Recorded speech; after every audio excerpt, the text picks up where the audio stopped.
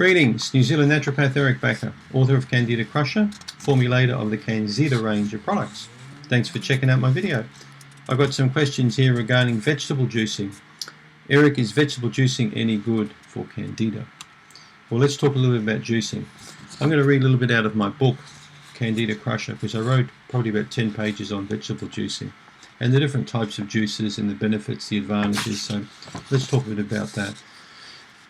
I've written here, after having worked with many Candida patients over the years, I'm absolutely convinced that juicing can be one of the most successful nutritional options in giving yeast-infected patients a radiant, energetic life and a truly optimal digestive system function, leading to excellent health. Juicing may not agree, however, with some people with Candida, but with others it's perfectly fine. It's a case of trial and error. I'm not there to assist you with your particular case, so I'd recommend you give it a try, particularly as you improve. Here are some of the main reasons why juicing is so good. Number one, juicing is good because you're taking in all those valuable and sensitive micronutrients locked up in the fresh foods that come damaged with the cooking process. They even become destroyed. So when you're actually putting fresh, especially if you cut it out of the garden like I do, just straight out the garden and put it in the juicer, you couldn't get a much fresher source of vitamins and minerals into the body. Because as soon as you heat up this food, you're going to destroy a lot of these things. Number two, you may have well heard that we all need to eat between 5 and 8 servings of fruit and veggies daily if we want to maintain optimal health. And what easy way to do it than by juicing, right? Number three, nutrients are more easily absorbed from juices as opposed to eating them cooked. Many reading this will have an impaired digestive system, and consuming vegetable and fruit juices allows your body to more easily access all those critical minerals, trace elements and nutritional factors. Number four, you're going to eat a larger variety of vegetables and fruits by juicing them than you normally would by cooking them, right? So it's a fact that most of us tend to eat the same kind of vegetables all the time, but when we're going to juice them, it's much easier for us to throw everything into the blender and to make a juice out of that and to consume that. Keep an open mind and don't think that juicing is not for you because you have a yeast infection and because you've been told or read online that you should strictly avoid all fruits and limit many vegetables because the yeast will thrive off all the sugars in the juices. Just imagine for one moment what all of those cells in your body that are screaming out for nutrition and they're going to feel when they get a lot of this premium nutrition into them. You'll be absolutely amazed at the difference it can make to any underlying chronic health condition, regardless of whether it's diabetes, heart disease, or a bad yeast infection. So I want you to avoid 100% fruit juices. In fact, I find that when people drop the soda drinks, they move across to drinking straight, fresh orange juice, when in fact they're swapping one sugar for another. So I'm not suggesting at all that you drink lots of fruit juices. And in fact, I prefer 80-20 blend, 80% vegetable, 20% fruit.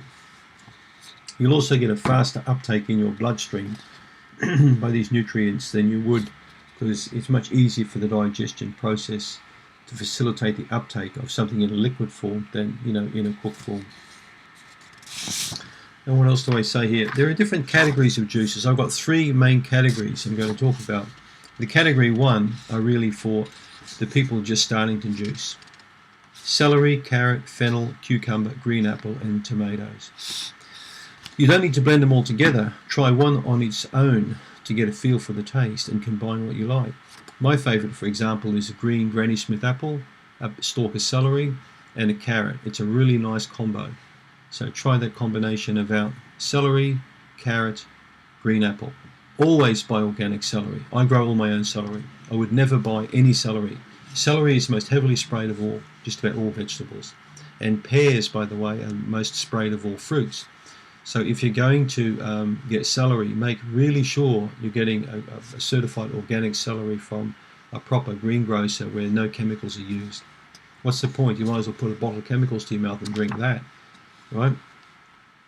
All the more reason to grow your own food. If you can grow some veggies, I really appreciate that you could do that because it'll make a big difference. I'm going to be trying to shoot some footage this summer of my garden with my fruit trees, my vegetables and my beehives this summer to show you what I've got here in my front garden here in the little village I live in New Zealand. And I hope it inspires other people to also grow some food for themselves. The difference is incredible. Category 2 juices. So now you're moving into the more intermediate phase. You've got a bit of experience with Category 1. Now you're going to, want to try something different. Category 2, lettuce. So red lettuce, green lettuce, romaine lettuce. Remember, the red vegetables, or the coloured ones, are the ones with the more nutrition in them. They contain a lot of phytoprotective factors in them. So red lettuce is very good indeed. Red carrots, you can get them. Endive, spinach, rocket or salad greens, bok choy, Chinese vegetables, peppers, beets, coriander and kiwi fruit.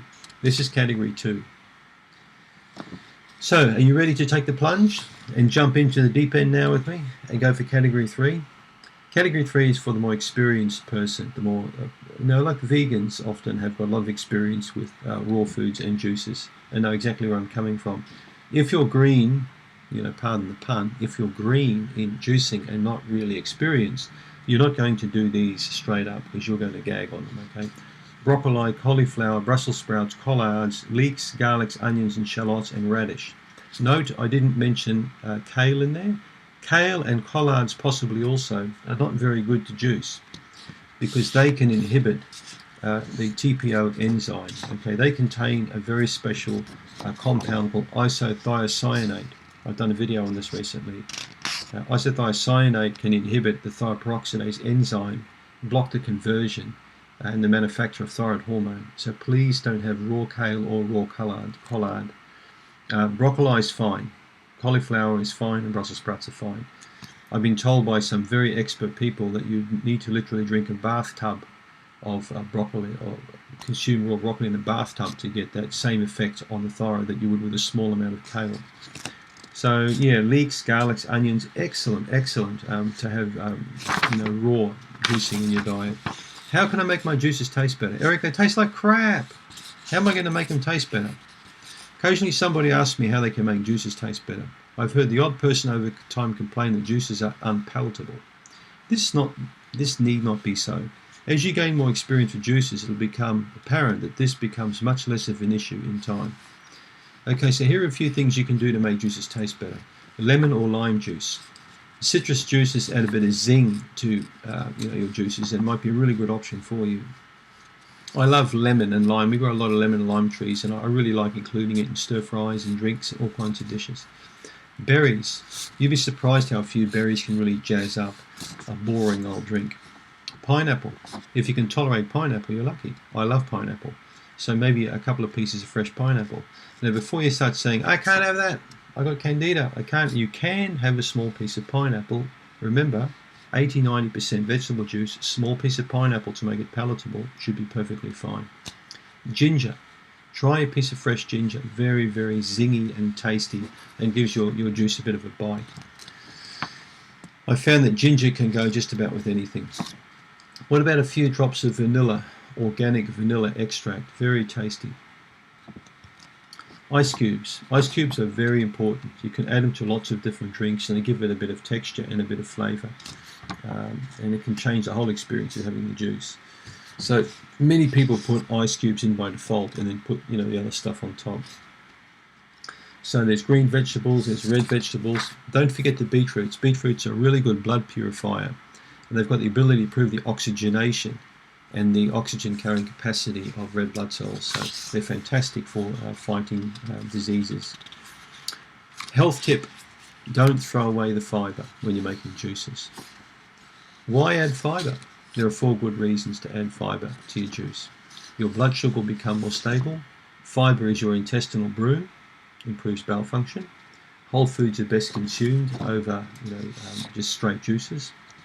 And juices are more with containing fibre will make you feel more satisfied and help you to maintain your appetite for longer, so you won't be wanting to eat food all the time. You want weight loss? Drink 1 or 2 juices a day. You'll feel full and you won't want to be going for cookies or to the refrigerator all the time. You want to lose a lot of weight? Drink 1 to 2 juices per day. I got a really nice email from a guy whose wife, who said his wife lost 40 pounds, which is phenomenal. So juicing can be a really powerful way for you to lose weight, boost your health and get rid of any kind of gut problem that you've got.